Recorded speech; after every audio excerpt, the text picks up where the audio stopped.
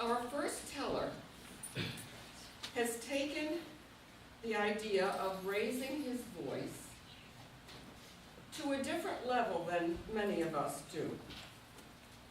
He is well known for the changing of his voice to bring the characters in his story to life. He has also spent countless hours recording his voice for audiobooks, radio commercials, and his own stories on CD. His is a distinctive and recognizable voice, which maintains the flavor and feeling of his birthplace. And when he tells, his listeners are transported far, far across the pond to the United Kingdom. He comes to us today from his adopted home, where else? New London, New Hampshire. New England, New World. New England. Please join me in welcoming Simon Brooks.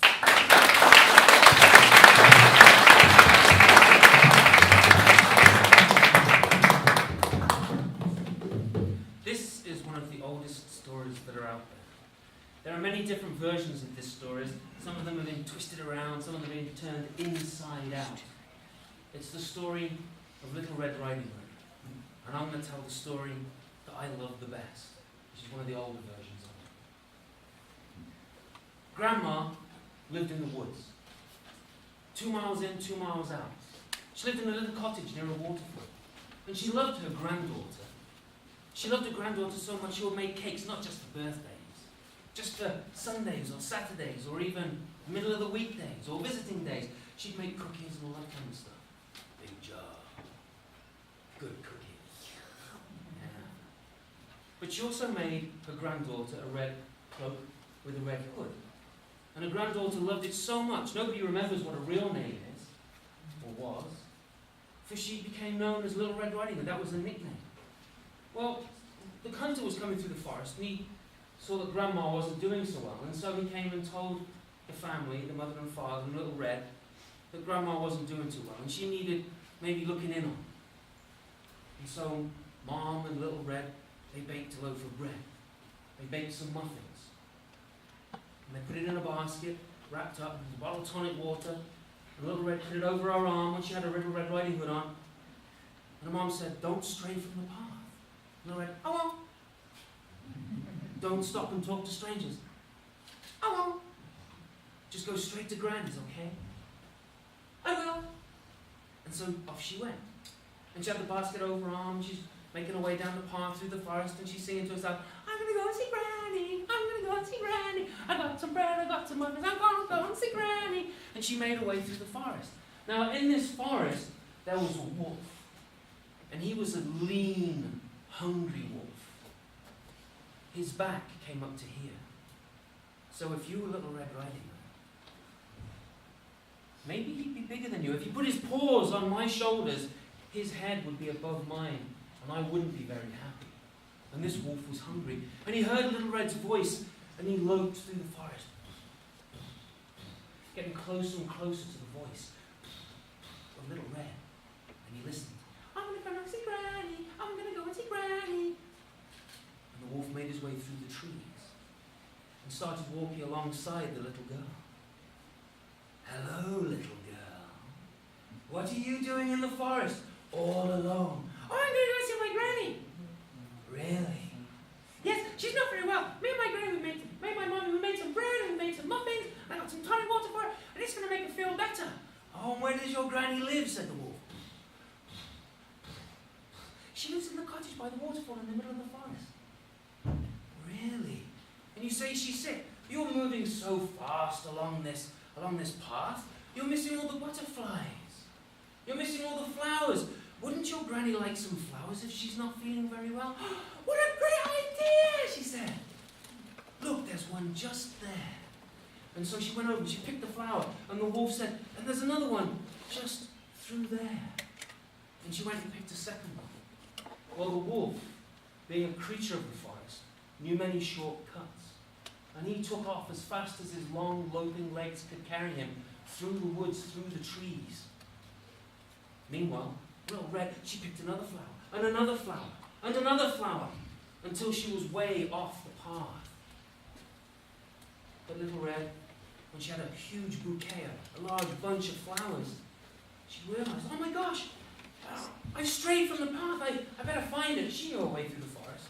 And she made her way back onto the path, and she made her way just a little bit quicker. Oh, I'm going to Granny, and I'll get some flowers, yay! And she made her way through the woods. But the wolf was already at Granny's house, the cottage. The cottage with the small windows with little tiny curtains. And the wolf knocked with the back of his paw against the door. And Granny answered, "Is that you, Little Red? Oh, come on in, Little Red, the door's not latched." And so the wolf pushed his way in with his shoulder and his head, pushed his way in. It was dark inside. The windows were covered with those little curtains. Granny's bed at the far end of the room had curtains around it to keep her warm in the winter. "Are you doing all right, Little Red?" asked Granny. And the wolf said, "No. I'm not feeling very warm," she said. "Come and climb onto the bed and snuggle with me, will you?" And so the wolf made his way across the floor. He pushed his nose through the curtains, climbed up onto the bed. Move! In one bite, he ate Granny and swallowed it whole.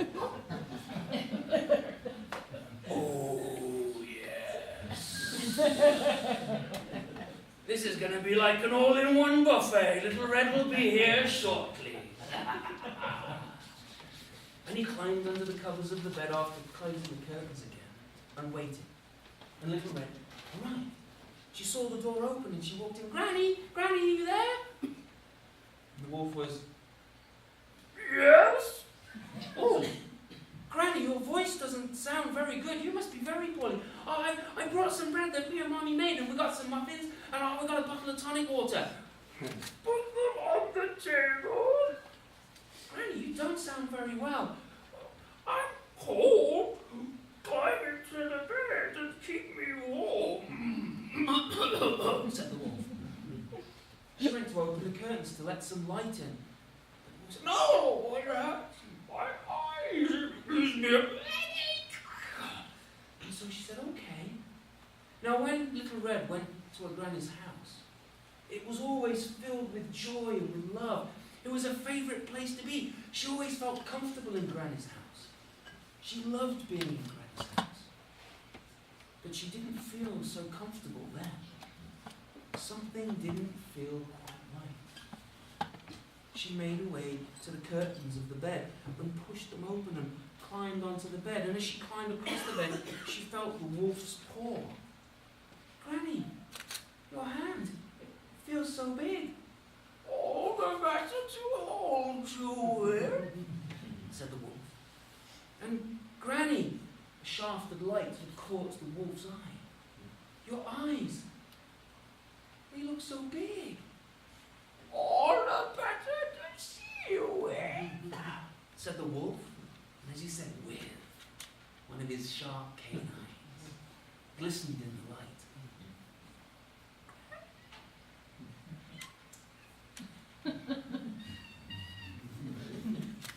"All the better to eat you with," he said. Wolf!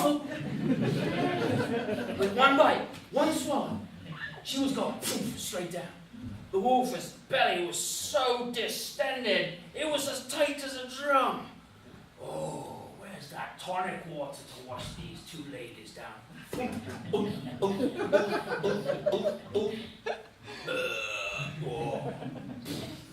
And he went and lay down on the bed and he went to sleep. Well, the hunter was coming through the forest again. He wanted to check on Granny to make sure she was okay. The door was open. He could hear the wolf snoring. And he thought, Granny doesn't snore like that. Maybe she's really not very well. I should go in and check. And as he walked in, he had the nose of a hunter. He could smell the wolf. He took the gun from his shoulder and he made his way to the bed and he moved the curtains slightly And even in the darkness he could see. And he raised the rifle, but then he saw something sticking out of the corner of the wolf's mouth. Not just his tongue, but a little piece of red material, red cloth. He set the gun down, drew his knife, and he stuck it into the belly of the wolf and started to cut open the belly. And Little Red was like, oh, Little Red, here, come out, I'll help you. And he pulled her out. Oh, are you all right? Oh, okay. Granny, still in the belly of the wolf. I'll sort it out, don't you worry. Go out to the water pump and wash yourself off. Oh, bless me. He cut open the belly, and there was Little Granny. Oh, Hunter, how are you? Let me help you out, he said, and lifted her up. Oh, maybe you should go out and wash at the water pump as well. Oh, I'll clean up the mess on the bed. It's a bit, And so the hunter gathered up the wolf and took it outside while Granny and Little Red were washing themselves off. And they went into the house and they changed, and Little Red put on some of Granny's clothes. She pulled her dress up to here. And it still was like a big train all around her. She looked kind of fun. And Granny, she started to cut the bread and everything while the huntsman skinned the wolf. He cut up the meat, butchered the meat, wrapped it up in paper that Granny had, and gave it to Granny to eat. She said he could keep the pelt because you can sell the pelts. There was rewards on wolf pelts back in those days. And everything was fine. In fact, everything was so fine, Granny decided to move into the town where Little Red lived. She didn't like the idea of putting her daughter's life at risk by going through the forest if they were going for a visit. And Dad wasn't too keen, so there was only a couple of doors down. But everyone's And Little Red, she never strayed from the path ever again. And if she was taking flowers to her granny, it was only a couple of doors down. And they all lived happily ever